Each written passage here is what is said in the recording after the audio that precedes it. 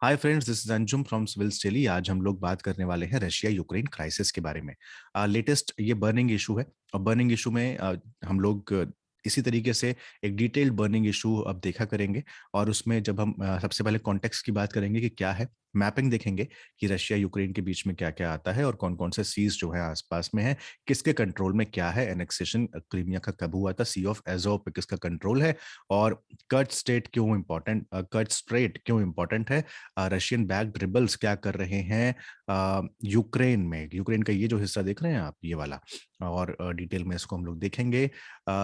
Russian और Ukraine के military strength के बारे में बात करेंगे, बिकॉज बहुत ज़्यादा ये है कि रशिया यूक्रेन पर हमला कर सकता है, ऐसी बात हो रही है, अटैक कर सकता है, बट ऐसा रशिया बार बार मना कर रहा है। फिर ये यूरोमेडन मूवमेंट क्या है ना, ये बहुत इंपॉर्टेंट हो जाता है अगर आ भी जाता है एग्जाम में। why Euromaidan movement was in news, या फिर you have seen Euromaidan movement in news, what is Euromaidan movement, इस टाइप के वन लाइनर्स जो आते हैं ना, वो इंपॉर्टेंट हो जाते हैं। और अब तो नोटिफिकेशन भी आ गया है, तो थोड़ा ध्यान रखिएगा कि इस टाइप के हम लोगों को देखने पड़ेंगे। Then will see these troops according to the maps कि किस किस के बॉर्डर्स पर क्या क्या है। Then separatist movement, the Donbas region, ये इंपॉर्टेंट है। डॉनबास रीजन, ये ध्यान रखिएगा, ये पूरा का पूरा लुहान्स और दोनेट्स का जो हिस्सा है ना, इसको हम डॉनबास रीजन बोलते हैं, और यहाँ पर रशिया का बहुत ज्यादा प्रभाव है। इसके बाद देखेंगे कि रशिया का इंटरेस्ट क्या है यूक्रेन में, और वेस्ट का यानी पश्चिमी देशों का इंटरेस्ट क्या है। फिर रशिया नेटो से क्या चाहता है, राइट। फिर नेटो का एक्सपेंशन देखेंगे। Then will talk about Russia और यूक्रेन के बीच की चीजें, ये 2 बार हो गया है शायद। और फिर मिन्स्क एग्रीमेंट देखेंगे कि क्यों मिन्स्क एग्रीमेंट जो है वो इम्पोर्टेंट है। देन नॉर्थ स्ट्रीम पाइपलाइन के बारे में हम लोग देखेंगे कि क्यों नॉर्थ स्ट्रीम 2 इंपॉर्टेंट हो जाती है, और अगर एनेक्सेशन मतलब इस अगर आक्रमण होता है तो क्यों यूएस बार बार बोल रहा है कि हम ये जो रूट है इसको बंद कर देंगे, और रशिया से जर्मनी के लिए जो पाइपलाइन आपकी हो रही है उसको हॉल्ट कर दिया जाएगा। और अगर हॉल्ट हो जाता है तो रशिया का क्या प्रभाव पड़ेगा, इसको देखा जाएगा। इंडिया का स्टैंड क्या है और वे फॉरवर्ड क्या है। तो ये पूरा का पूरा बर्निंग इशू इतना लंबा चौड़ा हम लोग बहुत ही जल्दी में देखने वाले हैं। So let's start this issue. Context recently क्या है कि एक रिपोर्ट आई, और उस एक एक रिपोर्ट आई, उस रिपोर्ट में बताया गया कि रशिया जो है यूक्रेन के बॉर्डर पर काफी ज्यादा अपने अम, जो अपनी आर्मी है, मिलिट्री है, उसको तैनात कर रहा है। और उसके बाद वहां पे मोबिलाइजेशन हुआ रशियन ट्रूप्स का यूक्रेन के बॉर्डर पे, और वायलेंस आउटब्रेक हुआ डॉनबास रीजन में। डॉनबास रीजन कौन सा रीजन है? ये जो रीजन है ना, इसको डॉनबास रीजन बोलते हैं। यहाँ पर डोनेट्स है और यहाँ पर लुहान्स्क है। अभी कोई और मैप होगा तो मैं आपको उसमें दिखाता हूँ, जस्ट अ सेकेंड। हाँ, ये this is Luhansk and this is Donetsk, ठीक है। अब ये जो रीजन है ना, यहाँ पर है रशिया के कंट्रोल वाला, यानी कि ये एक सेपरेटिस्ट मूवमेंट है, और रशिया, ये प्रो रशियन एरिया है। यहाँ के लोग रशिया के साथ जाना चाहते हैं, एज इन की रशिया की बात मानते हैं। और यूक्रेन बोलता है कि हमारे देशों को रशिया भड़का रहा है और हमारे खिलाफ इस्तेमाल कर रहा है। तो इस तरीके से कीव और मॉस्को के बीच में, कीव इज यूक्रेन की कैपिटल और मॉस्को इज रशिया की कैपिटल, तो इसलिए हम कभी कभी बोल देते हैं कीव और मॉस्को के बीच में टेंशन्स बढ़ रही हैं। तो इसका मतलब है यूक्रेन और रशिया के बीच में टेंशन्स बढ़ रही हैं। और इसके बाद दोनों कंट्री में कॉन्फ्लिक्ट जो है वो उभर के आ गया। अ, यहाँ पर कुछ टाइम पहले डॉनबास रीजन में इलेक्शन भी हुए थे, और उन इलेक्शन में देखा गया कि रशिया का प्रभाव काफी ज्यादा था। तो यूक्रेन को इस बात से भी टेंशन होती रहती है कि यूक्रेन के बॉर्डर पे, ईस्टर्न बॉर्डर पे अगर इस तरीके की टेंशन्स बढ़ेंगी तो ये रशिया के लिए तो ठीक है, लेकिन यूक्रेन के लिए ठीक नहीं होगा। तो इस वजह से ये इन दोनों देशों में एक तो ये टेंशन का रहता है, और यूक्रेन अपनी सेना यहाँ पर तैनात कर देता है और रशिया भी तैनात कर देता है। तो ये बॉर्डर जो है वो टेंशन वाला बॉर्डर बन जाता है। नाउ यहाँ के लोगों ने पिछले दिनों, जो सेपरेटिस्ट थे यहाँ के, वो आकर रशिया में रशियन टेलीविजन पर बोलते हैं, बताते हैं कि यूक्रेन जो है रशिया पर अटैक करने की तैयारी कर रहा है। अब रशिया को इसके लिए कदम उठाने चाहिए। और रशिया वाले इस अपने ट्रूप्स जो हैं और ज़्यादा यहाँ पर डिप्लॉय कर देते हैं, जिस वजह से यूएस और बाकी कंट्रीज़ जो हैं नेटो की, वो यूक्रेन को सपोर्ट करने लगती हैं और वो बोलती हैं कि अगर ऐसा हो रहा है तो वी विल सपोर्ट यू।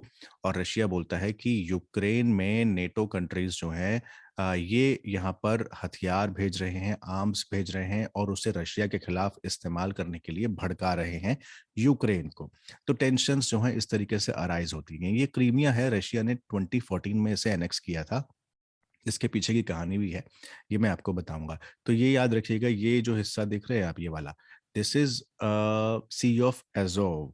और इस जब क्रीमिया कब्ज़े में आ गया रशिया के, तो सी ऑफ एज़ोव जो है, उस पर रशिया ने अपना अधिकार जमाया, कहा कि ये भी हिस्सा हमारा है और ये हिस्सा तो पूरा का पूरा है ही हमारा। तो सी ऑफ एज़ोव से अब जो भी कुछ जाएगा हम उस पर नज़र रखेंगे। तो इस तरीके से ये इसके कंट्रोल में माना जाता है, जबकि सी ऑफ एज़ोव ध्यान रखिएगा 2 ही कंट्रीज़ से लगता है, एक तरफ यूक्रेन है और दूसरी तरफ है रशिया। अब चूँकि ये रशिया को एनेक्स किया क्रीमिया को एनेक्स किया रशिया ने, तो ये भी माना जाता है कि ये हिस्सा भी रशिया का, ये हिस्सा भी रशिया का और ये यूक्रेन का।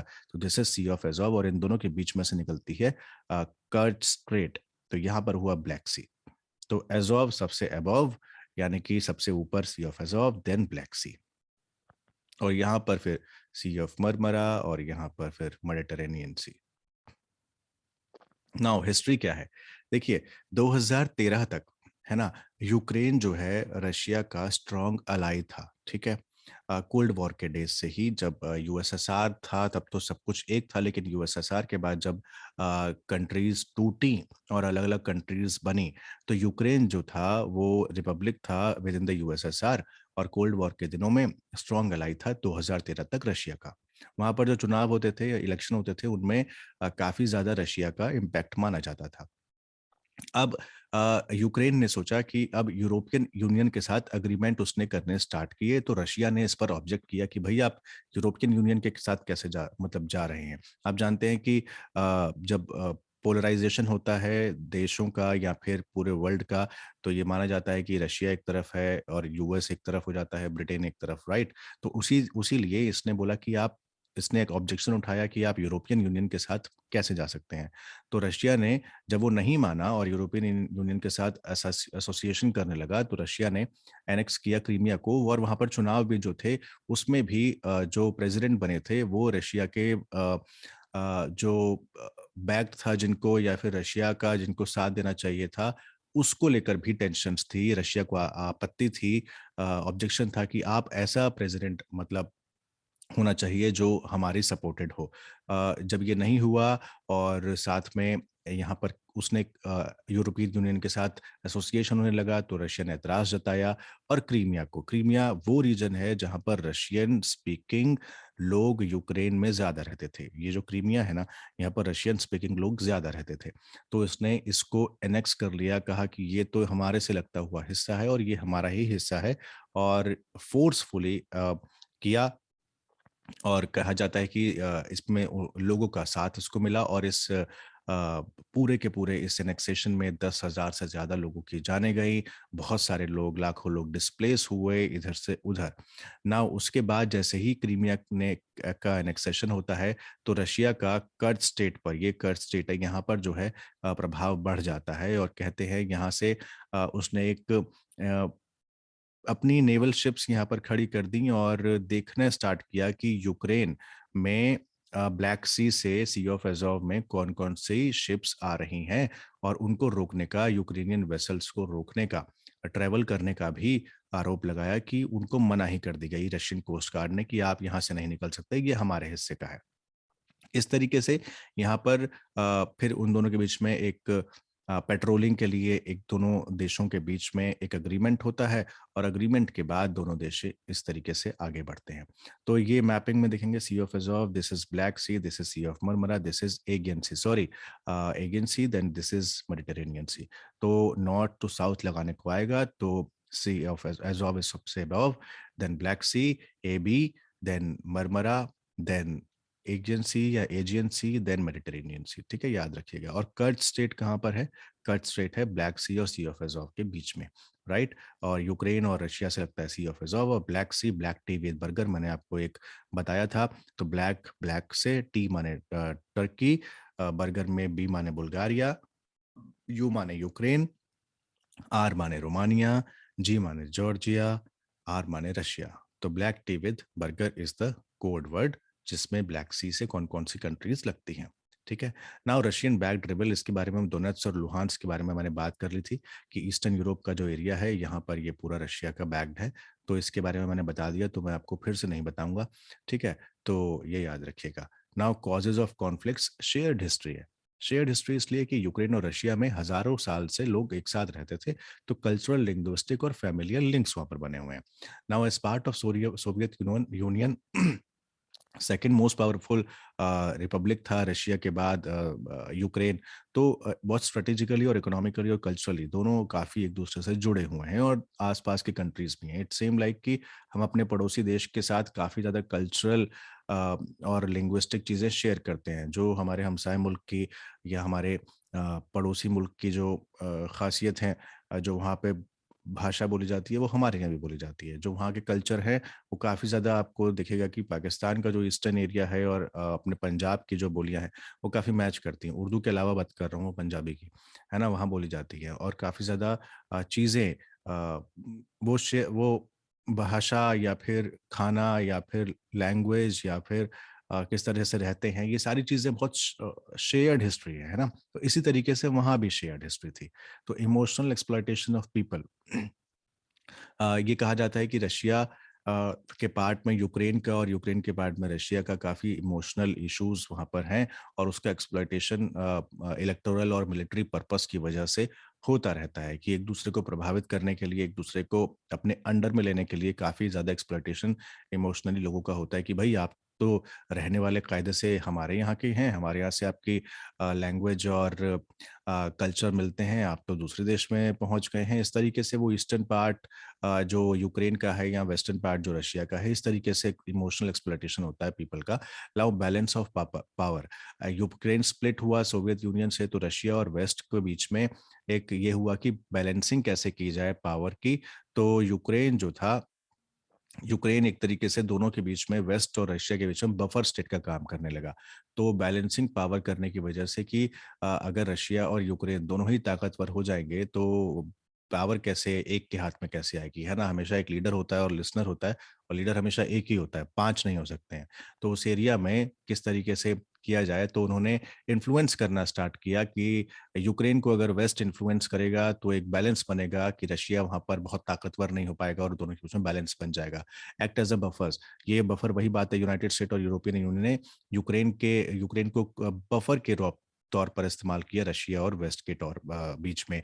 तो टेंशन अराइज हुआ यूएस और ईयू के बीच में, ताकि अ, जो यूक्रेन का हिस्सा है उसको रशिया के कंट्रोल से दूर रखा जा सके। Now if you compare the military strength between these two countries, Ukraine and Russia, you will find that Ukrainian troops are less than Russian troops, right. और उसमें भी एक्टिव अगर आप देखेंगे तो 9 लाख के आसपास एक्टिव हैं, और रिजर्व जबकि आप देखेंगे तो रिजर्व में भी बहुत ज़्यादा अंतर है, या 20 लाख है या 9 लाख है। Attacking aircraft, Russia always have more than Ukraine. Attacking helicopters are also they are multiple in numbers as compared to Ukraine. And if you compare the tanks, so मतलब कितना ही 10 गुना ज़्यादा है। आर्मर्ड व्हीकल्स अगर आप देखेंगे तो यूक्रेन के पास कम है, ना टोड आर्टिलरीज भी कम है। So these are like Ukraine is way behind than Russia, but Ukrainian को जो बैक सपोर्ट है वेस्ट कंट्रीज का, अगर वो आता है then Russia will be in trouble, because वहां पर केवल अटैक इस तरीके से नहीं होता है। मिलिट्री के तौर पर नहीं होता है, जो इकोनॉमिक अटैक होता है ना, इकोनॉमिक सैंक्शंस जो लगते हैं ना, वो सबसे ज़्यादा घातक होते हैं, हमेशा याद रखिएगा, क्योंकि उसकी वजह से आपकी पूरी की पूरी इकोनॉमी बैठ जाती है। Now this what is this Euromaidan movement? इसका ओरिजिन हुआ था नवंबर 2013 में, यूक्रेन में मास प्रोटेस्ट हुआ था कीव मैदान में, कीव मैदान या कीव मेडन, तो इसको यूरो मैदान या यूरो मेडन, तो कीव सेंट्रल स्क्वायर मैदान है एक्चुअल में, हिंदी में अगर आप इसको देखेंगे तो मैदान पढ़ेंगे यूरो मैदान मूवमेंट, तो लेकिन इसको आप यूरो मैडन मूवमेंट वहाँ पर बोला जाता है, तो वही आप पढ़िए। सेंट्रल स्क्वायर एक जगह है, तो वहाँ पर मास प्रोटेस्ट हुआ था। प्रोटेस्ट क्यों हुआ था? प्रोटेस्ट इसलिए हुआ था कि जो यूक्रेन के जो लोग थे, दे वर वेरी एंग्री उस टाइम के प्रो रशियन प्रेसिडेंट जो विक्टर यानुकोविच थे उनके, बिकॉज लोग चाहते थे कि वो ईयू के साथ जाए, बट रशिया के जो प्रो रशियन प्रेसिडेंट थे, he joined Russian led Eurasian economic Union, right? So protesters were angry at Ukraine's then pro-Russia president Viktor Yanukovych decision to join the Russian-led Eurasian Economic Union instead of the EU. तो इसी protest को बोलते हैं euro maiden movement, कि हमको जाना था European union के साथ और आप ले गए हमको यूरेशियन इकोनॉमिक यूनियन के साथ।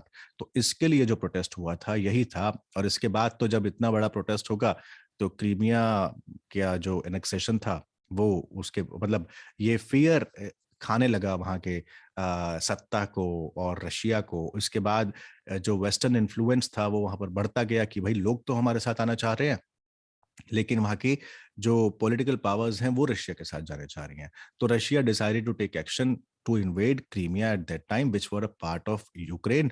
नाउ यही फेयर जो है हमेशा से यूक्रेन के लोगों को बाद में रहा कि कहीं रशिया हमारे ऊपर फिर चढ़ाई ना कर दे और यूक्रेन को अपने अंडर में ना ले ले। और अगर ऐसा होता है, that will gear the tensions between western world and Russia, because फिर रशिया ज्यादा पावरफुल और वेस्ट के साथ तो नाटो के साथ तो वैसे भी नहीं बनती, ईयू के साथ तो वैसे भी नहीं बनती। तो दैट वाज द रीजन। तो इसके बाद जो एनेक्सेशन हुआ, तो एनेक्सेशन का रिजल्ट तो आपको पता ही है। इसको काफी लोगों ने कानून के खिलाफ माना, इंटरनेशनल कम्युनिटी ने, और रशिया के ऊपर काफी ज्यादा क्रिटिसिज्म होने लगा। और हालांकि पॉपुलैरिटी रशिया के अंदर रशिया प्रेसिडेंट की बढ़ी थी एनेक्सेशन के बाद, लेकिन वैश्विक लेवल पर, वर्ल्ड लेवल पर बहुत क्रिटिसिज्म हुआ था और काफी ज्यादा सैंक्शंस मॉस्को को झेलने पड़े थे, ईयू के और यूएस के। तो वर्ल्ड पावर्स यूएस और ईयू, उनके सैंक्शंस मॉस्को ने झेले थे। That is why now again they are saying if EU if Russia is planning to attack on this Ukraine, it will be result in more मतलब powerful sanctions on Moscow. So where Russia's troop are positioned, ये Belarus है ना? Now this is Ukraine, this is Crimea. तो अगर आप ये पूरा का पूरा हिस्सा देखेंगे यहाँ से लेकर यहाँ तक, राइट, ये पूरा रशिया का हिस्सा है। और यहाँ अलग अलग जगह पे उसने बेलारूस पे यहाँ पर ट्रूप्स लगा के रखे हैं, यहाँ पर लुहान्स और दोनेत्स्क के एरिया पे लगा के रखे हैं। ये तो एरिया है ही उसका, क्रीमिया में है ना? तो ये सारे हिस्से पे उसके ट्रूप्स हैं रशिया के। और ये अम, मतलब these few are very approximate locations. Sorry. So now separatist movement हम लोगों ने देख लिया था डोनबास रीजन का, दिस इज लुहान्स्क और डोनेट्स्क का। तो इसके बारे में मैंने आपको स्टार्टिंग में बता ही दिया था, right? Now how big is this risk of invasion? Russia ने बोला कि कोई प्लान नहीं है अटैक करने का यूक्रेन पर, but tensions are high because Vladimir Putin बार बार मिलिट्री और टेक्निकल मेजर्स को लेकर रिटेलिएट अप्रोच अपनाते हैं। और उन्होंने कहा अगर वेस्ट अग्रेसिव होगा तो रिटेलिएशन होगा होगा। तो वेस्ट को चाहिए कि वो यूक्रेन में अग्रेसिव ना हो, यूक्रेन को हमारे खिलाफ इस्तेमाल ना करे, हम भी शांत रहेंगे। बट इसके अलावा उसने यहाँ पर ट्रूप्स क्यों खड़ी की अपनी, इसका कोई एक्सप्लेनेशन रशिया दे नहीं पाया है ना? क्यों वहां पर टैंक्स लगा के उसने रखे हैं, क्यों ट्रूप्स लगा के रखे हैं? Now what are Russia's and west interest in Ukraine? Russia का इंटरेस्ट तो आपको पता ही है कि मैंने आपको पहले भी बता दिया कि कल्चरल, लिंग्विस्टिक और फैमिलियल लिंक्स हैं वहां पर। वो उसका एक समय सोवियत यूनियन का पूरा एक था, तो था कि भाई सेकंड मोस्ट पावरफुल है, कहीं ये पावरफुल ना बन जाए अगर इसको वेस्ट का साथ मिल जाए तो एक तो बैलेंसिंग ऑफ पावर वाला इंटरेस्ट तो है ही है, और वेस्ट का इंटरेस्ट ये है कि वो रशिया को बैलेंस करना चाहता है और एक बफर के तौर पर इस्तेमाल कर रहा है। अगर वो ईयू में शामिल होता है या फिर नेटो में शामिल होता है तो रशिया जो है थोड़ा सा डाउन रहेगा, और इस वजह से उस वेस्ट का इंटरेस्ट है यूक्रेन का यही इसी वजह से, ताकि यूक्रेन को रशिया के कंट्रोल से दूर रखा जा सके, और रशिया का कंट्रोल तो आप जानते ही हैं।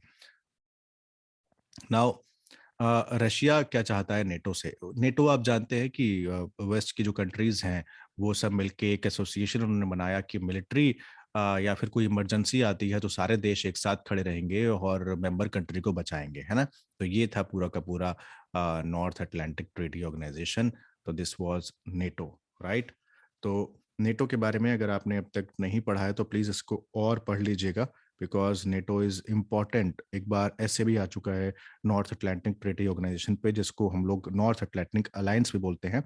27 यूरोपियन कंट्रीज हैं, 2 नॉर्थ अमेरिकन हैं और 1 यूरेशियन कंट्रीज में शामिल है, राइट? 1949 में बना था, ब्रसेल्स बेल्जियम में इसका हेडक्वार्टर है। ठीक है।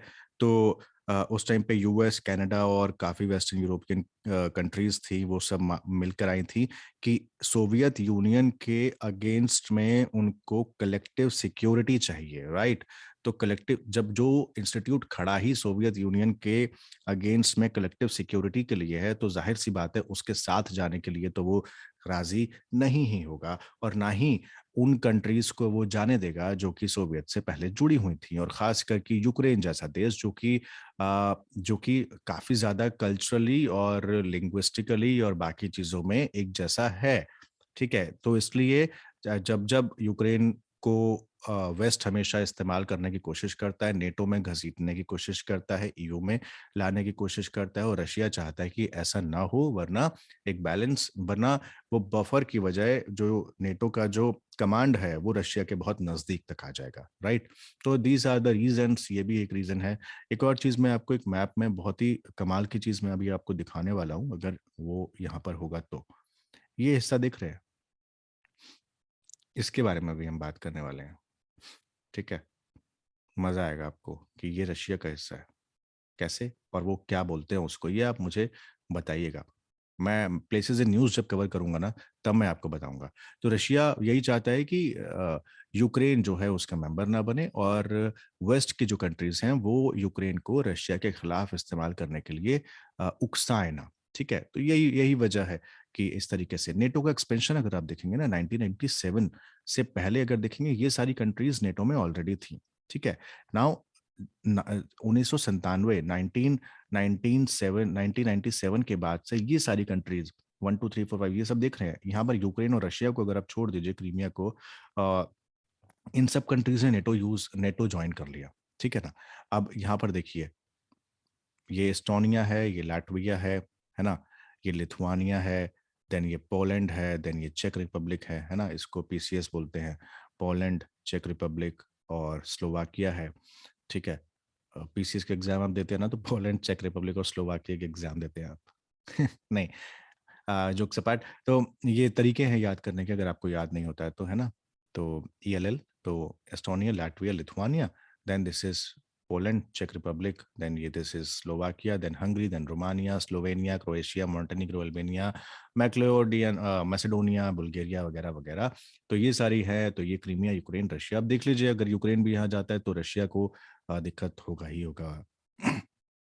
ठीक है, तो दिस वाज द रीजन कि वो ये चाहता है। नाउ यूक्रेन से क्या चाहता है? यूक्रेन से ये चाहता है कि भाई अ, एक हिस्टोरिक क्लेम क्रीमिया पर वो अपना जताता आया है और सोवियत का पार्ट था, तो मिन्स्क पीस डील, तो आप भाई हमारा साथ दीजिए, वहां पर मत जाइए, और हमारा ही प्रभाव वहां पर होना चाहिए, इम्पैक्ट होना चाहिए, वही प्रेसिडेंट बनने चाहिए जिसको हम सपोर्ट करेंगे, इस तरीके की, मतलब सारी की सारी, कि वो डिसइंटीग्रेट ना हो, है ना? इंटीग्रेटेड रहा है हमेशा, डिसइंटीग्रेट ना हो।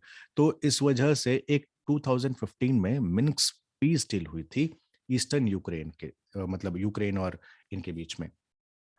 ठीक है, तो मिन्स्क डील हुई थी, और ये मिन्स्क कहाँ पर है? मिन्स्क है बेलारूस में, याद रखना। ठीक है, तो Minsk is the capital of the largest city of Belarus.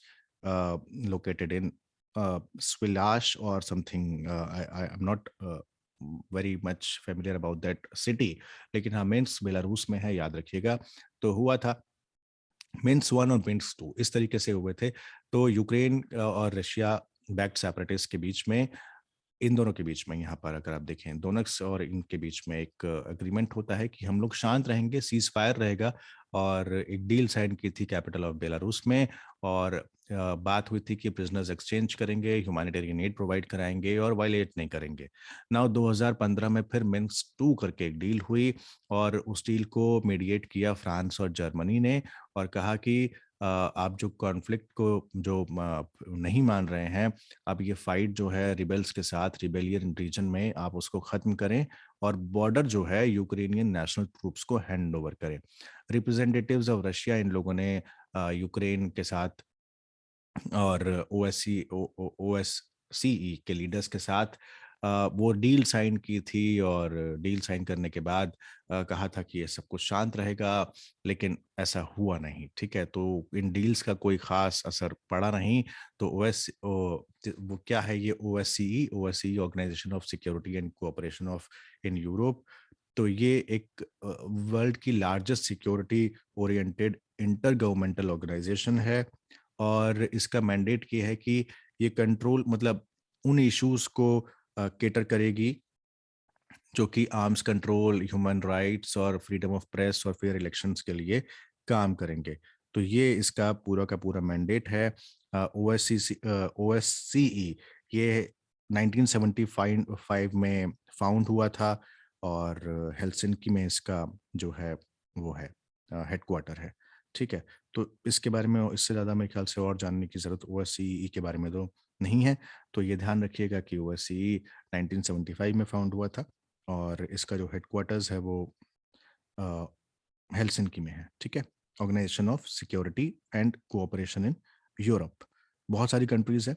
Secretariat इसका वियना ऑस्ट्रिया में है। ओके, हेलसिंकी अकॉर्ड भी इससे जुड़ा हुआ है। ठीक है, हेलसिंकी में फाउंड हुआ था, इसलिए हेलसिंकी अकॉर्ड इससे जुड़ा हुआ है। और सेक्रेटेरिएट फिलहाल इसका वियना ऑस्ट्रिया में है। इसके बारे में और आप पढ़ लीजिएगा। ठीक है, लोग कोई लीगल इसमें इंटर गवर्नमेंटल ऑर्गेनाइजेशन है, कोई लीगल तरीके से मतलब ये प्रभावी होगा इस तरीके की कोई बात इसमें नहीं है। कंट्रीज है मानती हैं, लेकिन नहीं भी मानती हैं। ठीक है, तो इस तरीके से ये पूरा का पूरा ऑर्गेनाइजेशन काम करता है। Now what is this concern about Nord stream 2 gas pipeline? Nord stream pipeline Russia के लिए बहुत इंपॉर्टेंट है, बिकॉज यहाँ से एक्सपोर्ट होंगी चीजें। ठीक है, तो दिस इज वाइबॉर्ग, और यहाँ से ग्रेफ्सवाल्ड। ये रशिया है, ये जर्मनी है, और यहाँ से होती हुई ये नॉर्ड 1 और नॉर्ड 2 गैस पाइपलाइन जाएगी, स्ट्रीम पाइपलाइंस। ठीक है, तो अब अगर रशिया इन्वेड करता है यूरोप पर, तो बाकी कंट्रीज ने बोल दिया है, वेस्टर्न कंट्रीज ने, कि हम ये जो पाइपलाइन आप डाल रहे हैं इसको हम हॉल्ट कर देंगे। 5 साल लगे इसको बनने में, कॉस्ट इसका आया 11 billion US dollars. Energy project है जो कि बाल्टिक सी से जाएगा, और रशिया का गैस एक्सपोर्ट होगा जर्मनी में।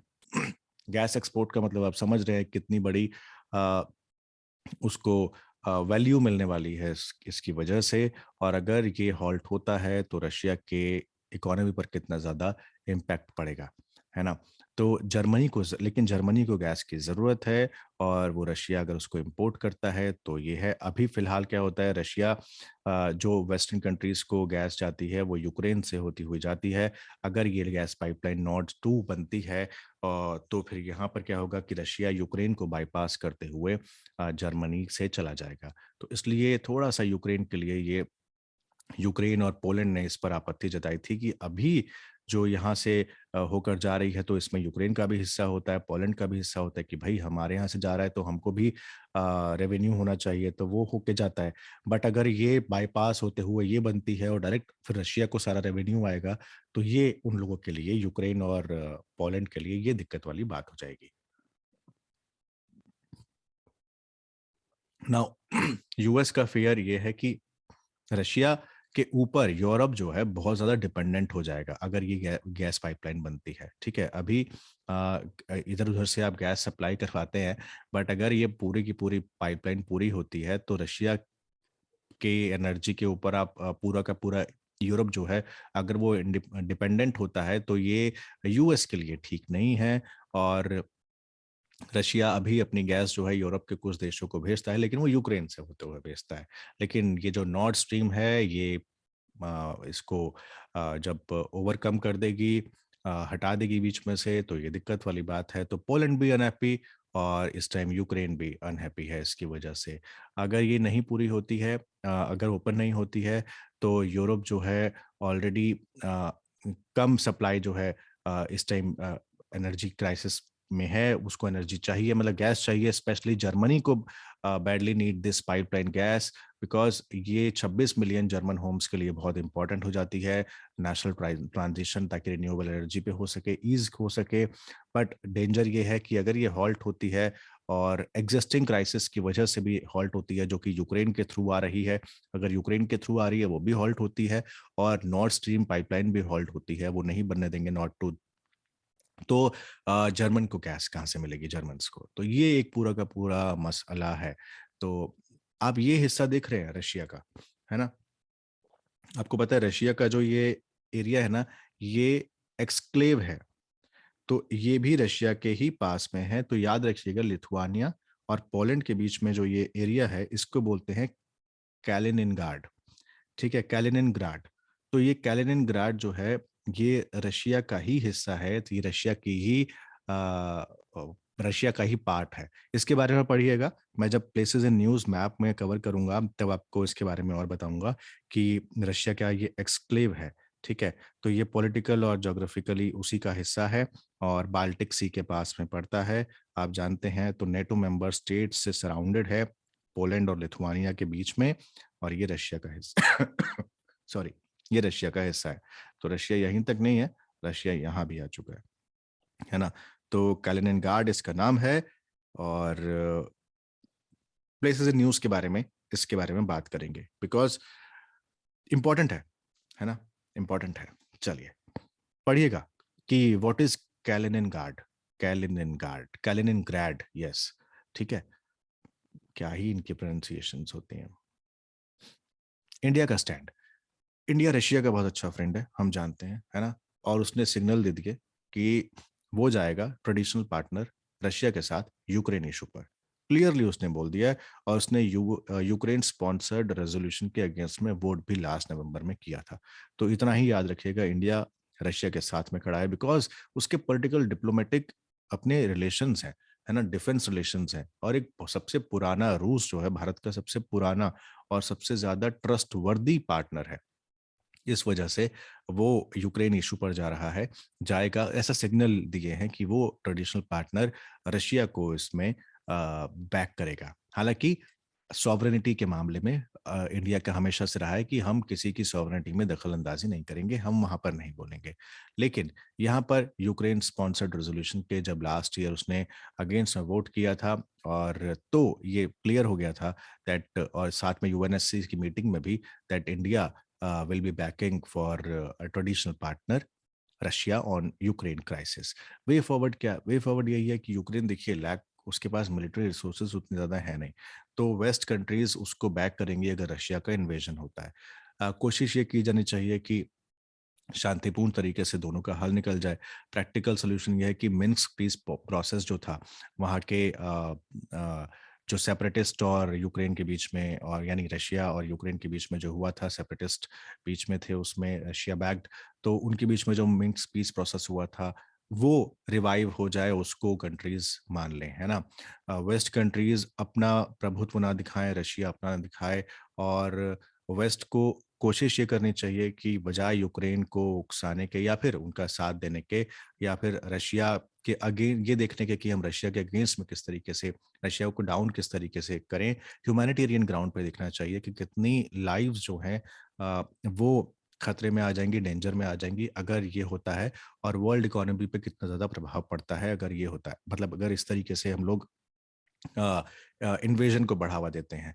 ठीक है, तो वेस्ट को चाहिए कि वो टॉक्स को रिज्यूम करवाए और उन कमिटमेंट्स को रिज्यूम करवाए जो मिन्स्क एग्रीमेंट में हुए थे कि आप बॉर्डर पर पीस लेकर आएंगे रिलेटिवली। अभी के जो इश्यूज हैं आप अपने अपने ट्रूप्स पीछे हटाइए, बॉर्डर्स पर जो टेंशन गेन हुए हैं उनको जो है वापस कम कीजिए और वहाँ के लोगों के लिए काम कीजिए। तो इंटरनेशनल कोऑपरेशन इसमें चाहिए, इंटरनेशनली कोऑपरेट सब कंट्रीज करें और एक रास्ता निकालें कि कैसे बातचीत दोनों कंट्रीज में हो सके। लास्ट वीक क्या हुआ था, यूएस के प्रेसिडेंट जो बाइडेन ने यूक्रेन के जो प्रेसिडेंट हैं उनके साथ फोन पर बातचीत की थी और फोन पर बातचीत में यूक्रेन के प्रेसिडेंट से कहा था कि उन्हें लगता है कि यूक्रेन के प्रेसिडेंट का नाम व्लादिमीर जेलेंस्की है, ठीक है। तो उनको लगता है कि यूएस ने कहा कि मुझे ये जानकारी मिली है कि अ, रशिया फरवरी में, फरवरी के सेकेंड वीक में या फर्स्ट वीक के आसपास आपके ऊपर वो कर सकता है, अटैक कर सकता है। तो इस वजह से हम आपके साथ में हैं, जो भी हमारी तरफ से आपको सपोर्ट चाहिए आपको मिलेगा। ये ये यूक्रेन के प्रेसिडेंट ने फ़ोन पर टेलीफ़ोनिक बातचीत में यूक्रेन के प्रेसिडेंट ज़ेलेंस्की को कहा। तो इसके बाद से टेंशन्स और ज़्यादा बढ़ गई। तो रशिया ने इस बात को नकारा कि हम ऐसे कुछ करने जा नहीं रहे, लेकिन अगर नेटो कंट्रीज़ अपने हरकतों से बाज़ नहीं आई और यूक्रेन को उकसाना बंद नहीं किया, तो हम चुप नहीं बैठेंगे। तो वेस्टर्न कंट्रीज़ को चाहिए और इंटरनेशनल कम्युनिटी को चाहिए कि दोनों के बीच में एक टॉक करवाएँ, पीसफुली मिन्स्क एग्रीमेंट को रिवाइव करवाएँ, ताकि ये जो टेंशन है वो शांत हो सके। तो this was all about Ukraine and Russia crisis. This was all about हम लोगों ने इस तरीके से क्या-क्या देख लिया, जल्दी से इसको रिवाइज़ कर लेते हैं। हम लोगों ने देख लिया कि कॉन्टेक्स्ट क्या था रशिया-यूक्रेन क्राइसिस का, मैप देख लिया, अज़ोव सी देख लिया, कर्च स्ट्रेट देख ली, ब्लैक सी देख लिया, सी ऑफ मरमरा देख लिया, एजियन सी देख लिया, कंट्रोल्स सेपरेटिस्ट देख लिए, मतलब जो कि रशिया प्रो रशियन है, और यूक्रेन को देख लिया, कीव देख लिया, मॉस्को के साथ कैसे रिलेशंस हैं हम लोगों ने वो देख लिया, एनेक्सेशन क्यों हुआ था क्रीमिया का वो देख लिया, और ये मैपिंग यहाँ पर हम लोगों ने देख ली ब्लैक टी विद बर्गर वाली, और कॉजेज ऑफ कॉन्फ्लिक्ट देख लिया, शेयर्ड हिस्ट्री है, exploitation, balance of power, buffer act as buffer देख लिया। यूरोमेडन मूवमेंट क्या था, कि यूक्रेन के लोग जाना चाह रहे थे यूरोपियन यूनियन के साथ, लेकिन वहाँ के जो प्रो रशियन प्रेसिडेंट थे विक्टर यानुकोविच वो चले गए Russian led Eurasian economic union के बाद। तो वहाँ के प्रोटेस्टर्स जो है वो एंग्री हो गए और उन्होंने यूरोमेडन मूवमेंट स्टार्ट कर दिया नवंबर 2013 में। इसके बाद एनेक्सेशन हुआ क्रीमिया का, और उसका रिजल्ट क्या हुआ कि कर्च स्ट्रेट जो थी उस पे रशिया का जो है वो आ गया, और रशिया के प्रेसिडेंट की रशिया में तो पॉपुलैरिटी बढ़ी, लेकिन क्रिटिसिज्म ग्लोबली हुआ और सैंक्शंस लगे वर्ल्ड लेवल पर यूएस और ईयू के थ्रू।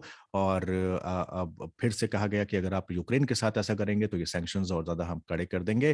तो ये यहाँ पर कैसे-कैसे ट्रूप्स जो हैं वो डिप्लॉय कर रखे हैं रशिया ने अपने, वो बताया गया। फिर डॉनबास रीजन हम लोगों ने देख लिया, लुहान्स और डोनेट्स्क का, ये वही रीजन है जहाँ पर प्रो रशियन लोग रहते हैं, जिसको रशिया सपोर्ट करता है, और यूक्रेन कहता है कि ये रशिया के लोग, रशिया इनको सपोर्ट करता है, जबकि रशिया यूक्रेन पर ये प्रभाव डालता है कि ये हमारे जो लोग हमारे साथ आना चाह रहे हैं, ये उनको परेशान करने के लिए ऐसा किया। मतलब रशिया कर रहा है और उनको उकसा रहा है, और उनके साथ ये मतलब मतलब अनह्यूमैनिटेरियन रवैया अपनाते हैं, उनको परेशान करते हैं। तो रिस्क ऑफ इन्वेजन हम लोगों ने देख लिया। वेस्ट का इंटरेस्ट क्या है कि बफर के तौर पर काम करे, बैलेंस ऑफ पावर रह सके, यूक्रेन रशिया के प्रभाव में ना जाए, हमारे प्रभाव में आए, और रशिया चाहता है कि नेटो जो है वो यूक्रेन से दूर रहे और उसको पंप करना बंद करे कि आप उनको वेपन दे रहे हैं और टेंशन बढ़ा रहे हैं कि ताकि आप रशिया के साथ टक्कर ले सके। नेटो का एक्सपेंशन हम लोगों ने देख लिया। रशिया यूक्रेन से कहा क्या चाहता है ये देख लिया। दोनस लुहान्स वाले रीजन हम लोगों ने पहले ही देख लिए थे। मिन्स्क एग्रीमेंट देख लिए थे, कैपिटल ऑफ बेलारूस में हुए थे, यूक्रेन और रशियन बैक्ड सेपरेटिस्ट के बीच में, कि बॉर्डर को हम लोग शांत रखेंगे, लेकिन ये बहुत जल्दी टूट गया। तो मिन्स्क 2 एग्रीमेंट आया जो कि फ्रांस जर्मनी के मीडिएशन से हुआ, और उसके बाद वो इसको डिज़ाइन किया गया ताकि रिबेल जो हैं रीजन में उनको उनके बीच जो लड़ाई थी उसको शांत किया जा सके, और बॉर्डर को जो है यूक्रेन नेशनल ट्रूप्स में को हैंडओवर किया जा सके। लेकिन वो भी बहुत जल्दी खत्म हो गया। इसका नॉर्थ स्ट्रीम पाइपलाइन जो बन रही है, अगर यूएस ने कहा कि अगर रशिया यूक्रेन पर चढ़ाई करता है या उसको इन्वेड करता है तो हम ये हॉल्ट कर देंगे, और अगर अब अभी भी वो शांत नहीं होता है, और अभी क्या है रशिया यूक्रेन और पोलैंड से होके जर्मनी में गैस जाती है, तो पोलैंड और यूक्रेन को भी रेवेन्यू आता है। अगर यहाँ से ये बाईपास करके यहाँ से जाती है, पोलैंड और यूक्रेन को इस पे ऐतराज़ है कि ऐसा नहीं होना चाहिए। तो रशिया और जर्मनी के बीच में इस तरीके से जर्मनी को चिंता है क्योंकि जर्मनी को बैडली गैस चाहिए वहाँ के लोगों को, और अगर वो रशिया से नहीं आती है तो उसके लिए वो दिक्कत हो जाएगा। और यूएस को ये एतराज़ है कि अगर ये पाइपलाइन बन जाती है तो जो ये पूरा का पूरा हिस्सा है ईयू का, बहुत बड़ा हिस्सा यूरोपियन यूनियन का या यूरोप का, वो रशिया पर डिपेंडेंट हो जाएगा, जो कि यूएस के लिए फिर सही नहीं होगा। तो इस तरीके से ये कंट्रोवर्शियल बन जाता है। इंडिया का स्टैंड हमने बता दिया कि वो सिग्नल किया कि वो ट्रेडिशनल पार्टनर रशिया के साथ जाना चाहता है। वे फॉरवर्ड कि किस तरीके से मिन्स्क पीस प्रोसेस को आप रिवाइव करिए, टॉक रिज्यूम करिए और इंटरनेशनल कोऑपरेशन लेके आइए। तो this was all about Russia and Ukraine crisis. So this is Anjum Sharma signing off. अपना बहुत ख्याल रखिए। आपको ये कैसा लगा पूरा का पूरा इशू, प्लीज मुझे कमेंट बॉक्स में बताइएगा, और इस तरह के और भी बर्निंग इश्यूज जल्दी जल्दी आते रहेंगे। Thank you so much.